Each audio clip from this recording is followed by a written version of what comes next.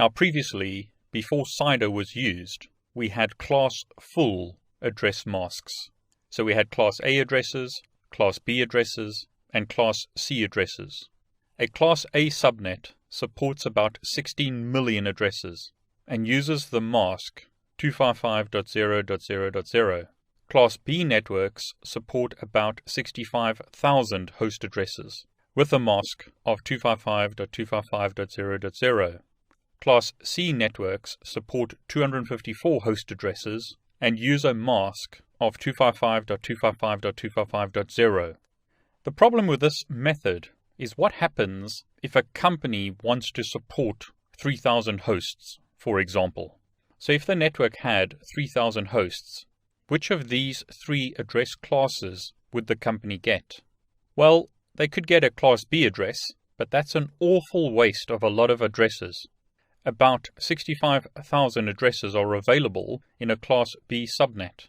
But in this example, the company only needs 3,000 host addresses. They could get multiple Class C networks, but that means that they're going to be allocated many Class C addresses, which has a negative effect on Internet routing tables. Now, rather than doing that, we can move the subnet mask in CIDR. Notice in Class A, B, and C addresses, the subnet mask is set on the octet boundary. Notice in Class A, B, and C addresses, the subnet mask is set on the octet boundary. Class A, first 8 bits. Class B, first 16 bits. Class C, first 24 bits. But rather than doing that, with CIDR, the subnet mask can be somewhere in the middle. It doesn't have to be on the octet boundary. Here's another example.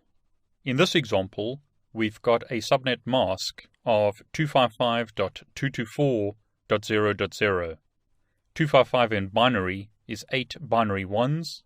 224 is 3 binary 1s, followed by 5 binary 0s. So if we count the number of binary 1s, that gives us 11.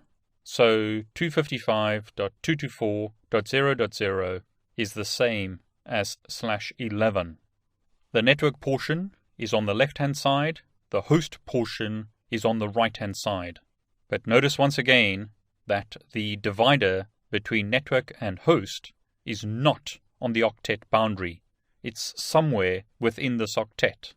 So in this example, the most significant 3 bits of that octet are network, and the remaining portion of the octet is host. Now in the subnetting videos, I'm going to show you this in a lot more detail. We're going to work out various types of subnetting. What I need you to understand with regards to CIDR at this point is that CIDR allows us to implement variable length subnet masks. No longer do we have Class A, B, and C networks where Class A is always /8, Class B is always /16, and Class C is always /24. When CIDR is used, the masks can vary, and that's what we use today. So from 1993, CIDR is more preferable than classful network masks.